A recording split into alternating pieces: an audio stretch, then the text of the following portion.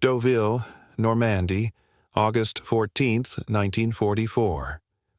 In an attic above a shuttered bakery, a young woman named Élise kneels beside a loose floorboard and lifts out a canvas-wrapped bundle. Inside is a pistol unlike any she has seen, barely 30 centimeters long, its barrel swollen and strange, its grip worn smooth by a stranger's hand. She does not know his name. She knows only that he arrived by parachute 6 weeks earlier, that he taught her how to strip the weapon in under a minute in total darkness, and that he left before dawn one morning and never came back for it. Tucked inside the wrapping is a folded letter, its ink faded to the color of weak tea, addressed to no one in particular. She reads it once, rewraps the bundle, and hides it again. It will not surface for another 80 years. In November of last year, workmen clearing that same attic for renovation found the bundle exactly where Élise had left it. The letter, remarkably, was still legible.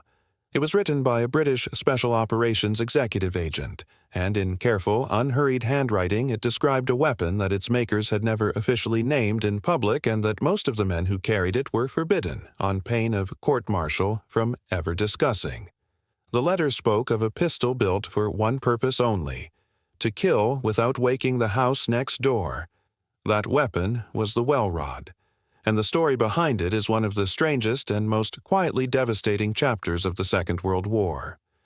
To understand why such a thing needed to exist, you have to understand the shape of the war that Britain found itself fighting after the fall of France in June 1940. Conventional forces had been swept from the continent.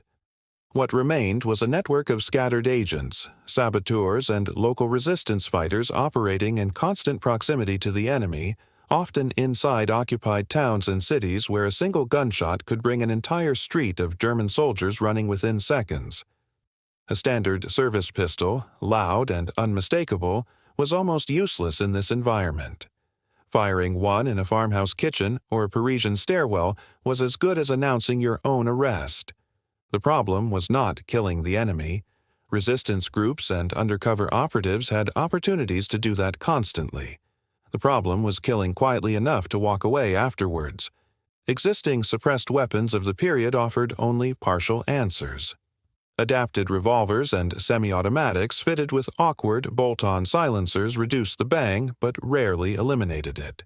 And the mechanical action of a self-loading pistol, the clack of the slide cycling, was itself a giveaway in a silent room. Some designs whistled. Others were so unreliable that agents distrusted them more than they distrusted noise itself. The Special Operations Executive, formed in July 1940 with Winston Churchill's now famous instruction to set Europe ablaze, needed something categorically different, a weapon that could be produced quickly, concealed easily, and fired at close range without alerting anyone more than a few meters away. It needed to look, to an untrained eye, like nothing more than a length of pipe. That weapon was developed at the Inter-Services Research Bureau's design station at Welwyn Garden City in Hertfordshire, a quiet commuter town that, unknown to its residents, housed one of the most inventive small arms workshops in Britain. The name Welrod is itself a fusion of Welwyn and rod, a nod to its unassuming tube-like silhouette. Design work began around 1942 under engineers who approached the problem less like traditional gunsmiths and more like industrial designers solving a very specific brief: minimum sound, minimum size, maximum discretion. The result was a bolt-action pistol, not a self-loading one. And that choice was the heart of its genius.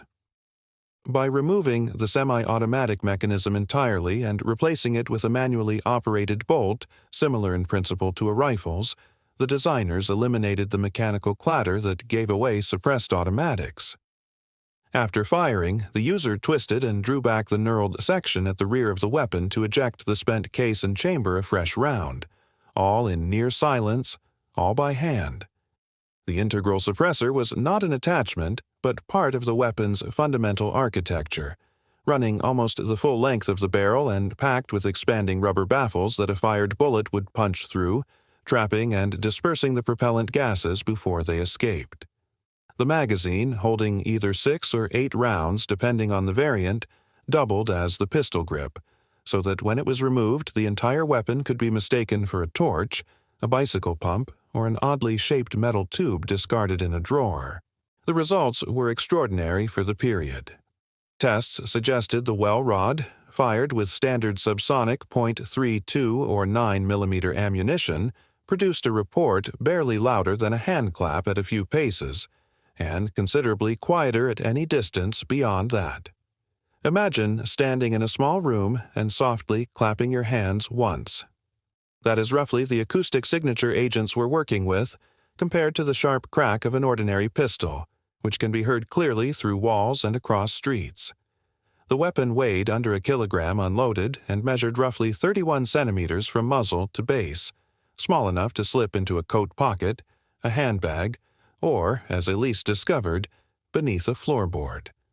Production numbers remain frustratingly uncertain, a consequence of the secrecy that surrounded the entire program.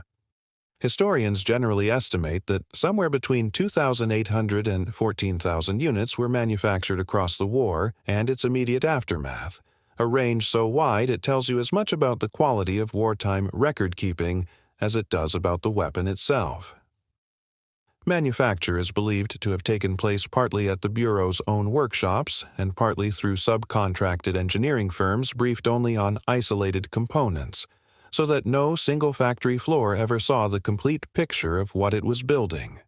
This compartmentalized approach to production, common across special operations executive equipment, meant that even now, researchers piecing together the Welrod's manufacturing history are working from fragments rather than a single ledger. Deployment stories are, by their nature, sparse and difficult to verify, because the entire purpose of the weapon was to leave no trace and no witnesses.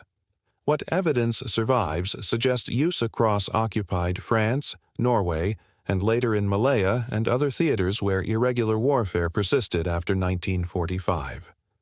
Resistance networks in France, operating alongside SOE liaison officers, are believed to have used the Welrod for close-range assassinations of collaborators and German officers in circumstances where a firearms report would have been fatal to the operation itself, not just the target.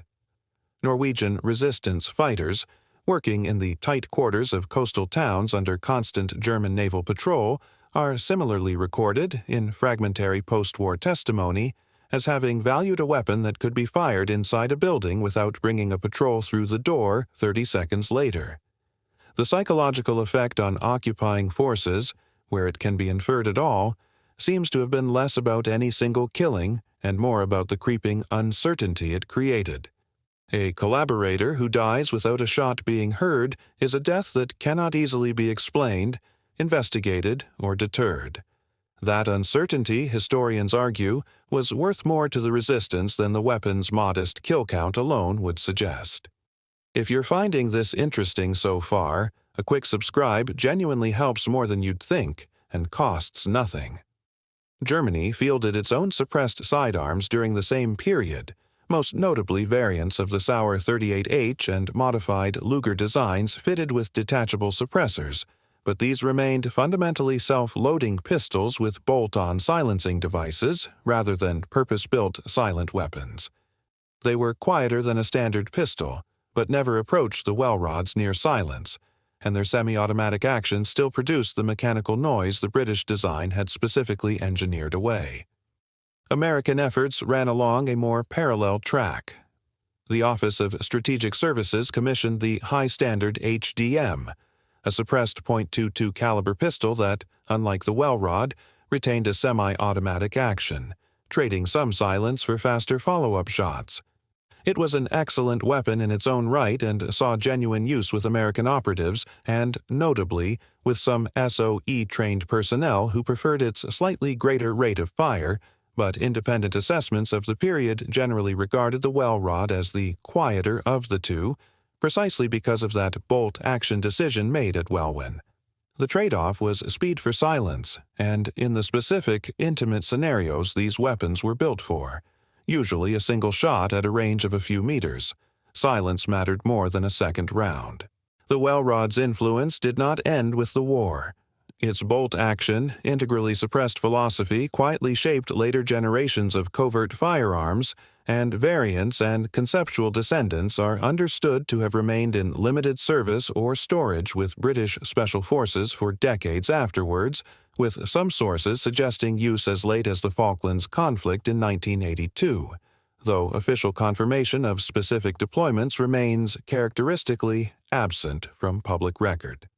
Surviving examples today can be found in the collections of the Imperial War Museum in London and in smaller regimental and intelligence-related museum collections, presented now not as active tools but as artifacts of a particular kind of warfare that depended as much on absence, the absence of noise, of evidence, of witnesses, as it did on any conventional measure of firepower.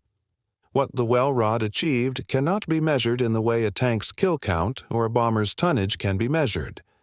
Its true impact lived in the negative space of the war, the assassinations that were never traced, the collaborators whose deaths never triggered a manhunt, the patrols that never came because no one heard anything to bring them.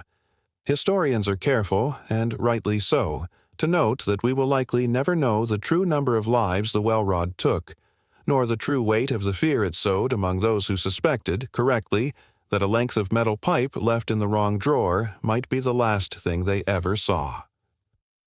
What can be said with confidence is narrower and, in its way, more remarkable.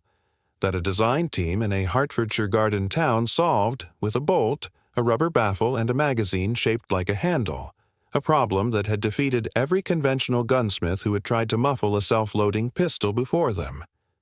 Élise, whoever she truly was, never wrote her own account. We know her only through the unnamed agent's letter, and even that letter raises more questions than it answers. Who was he? Did he survive the war? Did he ever wonder, in the decades afterwards, what became of the pistol he left behind a floorboard in a Normandy attic? We do not know, and in a story built entirely around the value of not knowing, around silence as a weapon in itself, perhaps that gap in the record is fitting rather than frustrating. 80 years is a long time for a secret to keep itself. Paint fades, buildings change hands, memories die with the people who carried them, and yet somehow this one small object wrapped in canvas beneath a Normandy floorboard waited undisturbed through 8 decades of renovation, war, peace, and forgetting, until a workman's crowbar found it by accident rather than design. The Welrod was built to leave no trace. For 80 years, it very nearly succeeded in leaving none at all. There is something almost too neat, too cinematic, about a silent weapon staying silent for 80 years before anyone found it. And yet that is precisely what happened. It was designed to disappear into a drawer, a coat pocket, a pipe rack, and it disappeared instead into an attic, patient and forgotten, for longer than most of the men who carried one lived to see afterwards. The engineers at Welwyn set out to build the quietest weapon of the war. They could not have known they were also building one of its quietest stories, a story that took 80 years and a stranger's crowbar simply to be heard at all. Some weapons are remembered for the noise they made. This one is remembered, if it is remembered at all, for the noise it never made, and that, in the end, may be the more unsettling legacy of the two.